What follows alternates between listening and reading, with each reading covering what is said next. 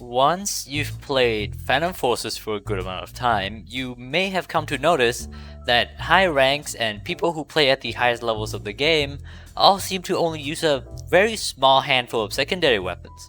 Meanwhile, if you look at their primary weapons, it's quite diverse, and many high ranks can top frag with just about any primary weapon in the game. So what's the issue here? Out of the 48 current secondaries in the game, why do most people only use just a few of them? Before I actually get into the offending weapons, I think that a part of the equation can be found in the mindset of when you're choosing a primary weapon. It should go one of two ways, as I see it. Case number one, you pick something that's generally very reliable and powerful, so you gravitate towards what's the quote-unquote best general secondary weapon you can get your hands on. Or case number two, you want a niche weapon, a very targeted weapon that makes up for your primary's weaknesses.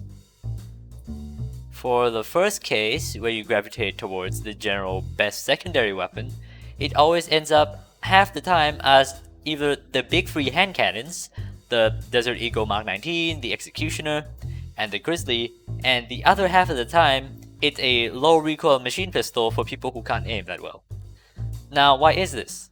This isn't an issue for primary weapons, and well, that's because, from my own experience of using every primary in the game at random for the past 4 years, the effectiveness of each primary weapon is pretty close to one another. Some of the best weapons in the game, like the HK416 or X95R, are not that far off from something like an M4A1 you get at rank 0 in terms of effectiveness. This is just not the case for secondary weapons. The big three hand cannons are disproportionately more powerful than most secondary weapons. And this isn't just a problem of pure damage.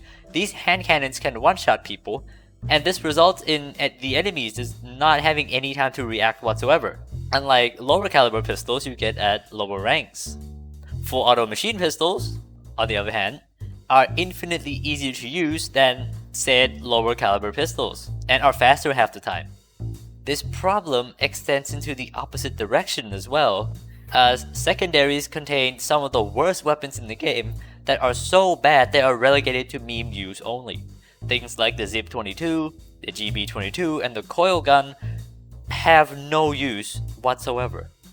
For the second case, where you pick niche secondaries to fill in your weaknesses, it also just ends up being the same handful of weapons as well. If you're using a sniper and you want something with close range, it's the same big three hand cannons, a machine pistol, or if you really want something different, it's a Serbu Super Shorty, because shotguns. And if you're using a primary shotgun, it's probably either going to be a machine pistol for medium range, or an SFG, which is barely different from a primary BFG anyway. Here's a more applied example of the problem. Take a look at the GSP. It's a precision pistol that rewards skillful play by letting you one-shot headshot people up to 65 studs. Now, if I'm looking for a reliable sidearm that can get me out of hairy situations, do you think the GSP even comes close in effectiveness to something like a Grizzly? The Grizzly does almost everything the GSP can do, and more. The only thing the GSP does better than the Grizzly is fire rate and recoil. But do they even matter if I can just end the fight in one shot to the body anyway? Alternatively, I could use a Scorpion and don't even have to bother aiming for the head. I came up with two potential solutions to this problem. Number one is to nerf hand cannons and machine pistols.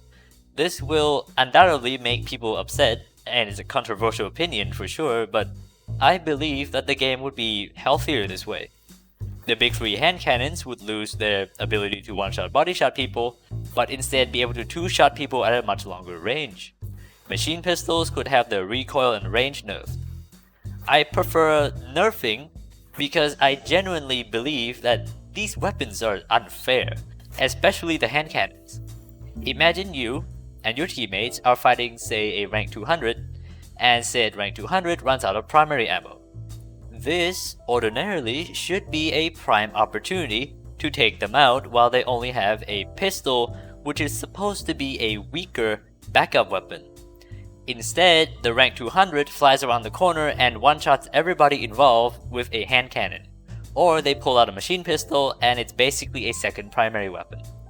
I don't think that a secondary weapon should be significantly more powerful than a primary weapon. It can come close to primary effectiveness, sure, but I don't think it should ever exceed it.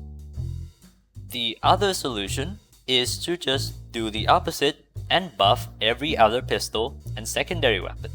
They could get a range buff, a recoil buff, maybe even damage buff to encourage people to use them more. But this is a lot of work for the balancing team. Hell, I don't even know if there's a team, it could just be Willow. And this is also going to take a lot of time to get down right.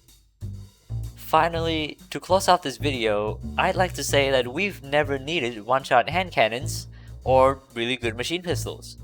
Back in 2017-2018, we didn't have one-shot hand cannons, and people back then used a whole variety of different secondaries.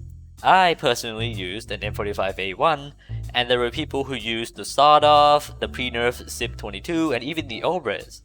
Sure, the Glock 18 and Take 9 were a thing, but they're not basically a straight-up second primary weapon like the Scorpion or the new PP2000. And people used all these different secondary weapons because they were in the same state as the primary ones. They weren't all that different from one another power-wise. And I believe that the game balance can return back to that state again. But that is just my thoughts on it. Please leave a comment and let me know what you think about this whole thing. And as always, thank you for watching, and see you next time.